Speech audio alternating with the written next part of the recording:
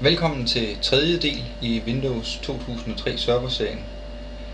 Vi skal nu have foretaget en promovering af vores server, så den kommer til at fungere som primær domæne controller for vores testdom domæne. Jeg har indtastet DC promo, som mange af jer jo sikkert kender fra Windows 2000 server. Det er den kommando, man benytter, når man skal promovere en server til domæne controller. Jeg klikker på OK og bliver mødt af en guide, der vil hjælpe mig igennem konfigurationen af min nye domæne controller. Jeg klikker på næste, klikker på næste igen, og der er allerede valgt domain controller for new domain, så jeg klikker på næste, og der er så valgt domain in a new forest, og det er også i orden, så jeg klikker på next. Så skal jeg indtaste det fulde DNS-navn for mit nye domæne, og det skal være testdom.dk, og jeg klikker på næste. Så går der et lille øjeblik, og så kan jeg benytte lejligheden til at gøre opmærksom på, at jeg forudsætter, at man har læst de 2 første artikler i denne serie, før man påbegynder promoveringen af serveren. Jeg bliver så foreslået at benytte testdom som mit domænes netbiosnavn, og det accepterer jeg og klikker på næste. Her kan jeg så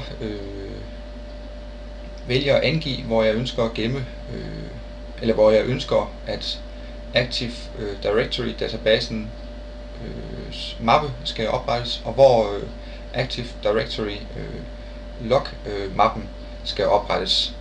Og lige om lidt klikker jeg næste, men jeg vil egentlig anbefale jer, og hvis det er muligt for jer, at benytte 2 separate harddiske, det vil sige en til databasen og en til log-filerne. Dermed forbedres systemets ydeevne væsentligt, og det er også nemmere at genskabe data. Jeg klikker på næste. Og her bliver så spurgt, hvor vi vil placere Shared System Volume mappen. Og igen kan det være en fordel at benytte en separat harddisk til denne mappe. Men jeg benytter standardstien, da dette jo ikke er en domain controller, der skal ud og stå i et produktionsmiljø. Det er jo simpelthen bare en testserver, jeg benytter for at demonstrere installationen. Jeg klikker på næste. Der er så lavet en diagnose af min DNS opsætning, og den er gennemført med succes, så jeg kan roligt klikke på næste. Vær opmærksom på, at hvis I skulle få fejl her, så skal I klikke på cancel og få rettet den DNS fejl, der måtte være, før I fortsætter. Men I burde ikke få fejl, hvis I har fulgt vejledningen i den første artikel i denne serie. Jeres vil selvfølgelig afvige lidt. I vil nok ikke jeres domæne controller hedder måske noget andet. Den hedder måske ikke Saturn. Jeres domæne hedder nok også noget andet, og IP-adressen er nok også anderledes i forhold til min testserver her. Jeg klikker på næste, og her vælger jeg at acceptere det valg, der sådan set allerede er truffet, nemlig at systemet kun er kompatibel med Windows 2000 og Windows 2003 server. Hvis man er i tvivl om, hvorvidt man har behov for at vælge denne indstilling, kan man referere til manualen. Men det er kun i meget specielt tilfælde. For eksempel hvis man har er der nogle serverprogrammer, for eksempel Windows NT Remote Access Service, der har behov for at læse informationer, som er gemt på domænecontrolleren. Men det kan Windows NT Remote Access Service ikke få lov til, hvis vi vælger denne indstilling. Hvorfor det så vil være nødvendigt at vælge denne indstilling heroppe. Men jeg har ikke nogen Windows NT server, der benytter sig af Remote Access Servicen i mit domæne. Hvorfor jeg klikker på Next. Jeg skal så angive en adgangskode.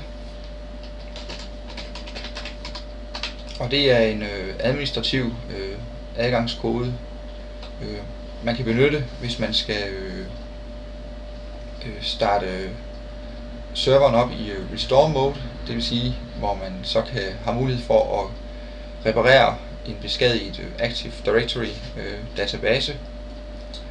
Og for at beskytte serveren imod, at alle og enhver kan gøre det, kan man her angive en adgangskode, man så skal oplyse, før man kan få lov til at foretage en reparation af en beskadiget Active Directory database.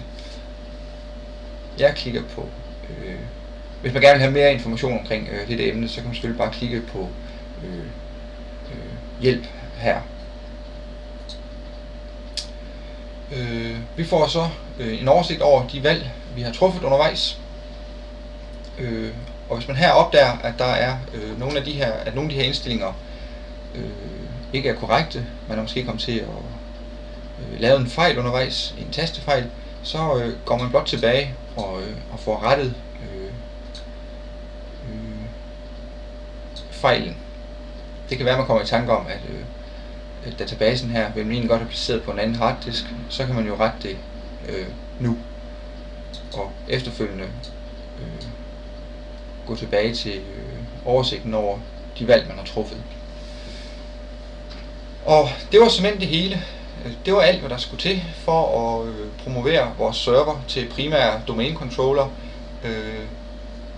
for domænet testdom.dk. Jeg klikker nu på Next, og så påbegyndes konfigurationen af Active Directory og installationen. Der vil nu gå et stykke tid, før det der er gennemført, hvorfor jeg lige pauser videoen og vender tilbage, så snart installationen er gennemført. Installationen af Active Directory er nu næsten gennemført. Vi klikker nu på Finish, og bliver så bedt om at genstarte vores server.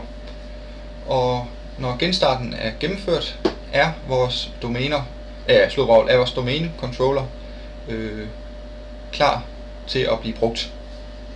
Så jeg vælger at genstarte min server nu, og jeg tror lige at pauser videoen igen, da der jo ingen grund er til, at I sidder og kigger på, at serveren bliver genstartet. Serveren er nu genstartet, og vi er klar til at logge på vores nyoprettede domæne.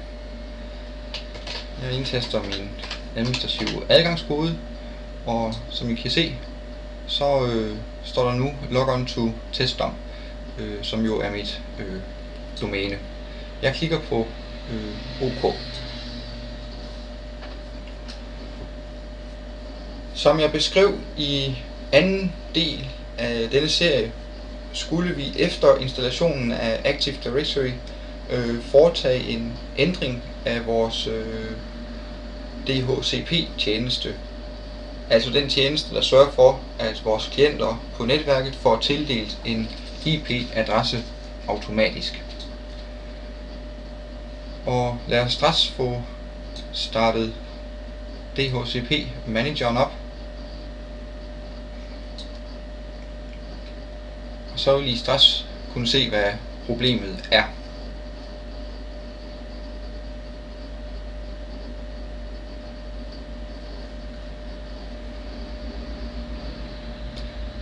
Der var den.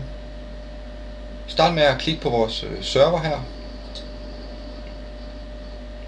Og vi kan så se at der er en rød markering, og det betyder, at vores DHCP-server faktisk ikke er aktiv, og vores scope er selvfølgelig heller ikke aktivt. Det vil sige, lige nu er der ingen af vores klienter på netværket, som vil få tildelt en IP-adresse fra vores DHCP-server. Og det skyldes, at vores DHCP-server skal autoriseres, før den igen kan tildele IP-adresser til vores klienter. Og det er egentlig en ret simpel manøvre. Man højreklikker på serveren og vælger authorize-kommandoen. Man kan også vælge action-menuen. Det er den samme menu, der kommer frem, men alt andet lige er det nemmere at højreklikke og vælge authorize. Så er vores DHCP-server autoriseret. Hvis I efter at have valgt autorisere eller authorize stadig har en rød markering her, så klik lige en enkelt gang på refresh for at opdatere skærmbilledet, og så er jeg næsten sikker på, at I har en grøn lampe ud for jeres DHCP-server. Vores scope er nu er aktivt. Så vi kan godt lukke vores DHCP manager. En anden ting, man typisk gør, er at angive en server ude på nettet, en såkaldt NTP-server, som vores domæne controller så vil benytte til at synkronisere klokkeslættet med. Og det er egentlig rimelig relevant, i og med at vores Windows 2000 klienter og op efter får synkroniseret tiden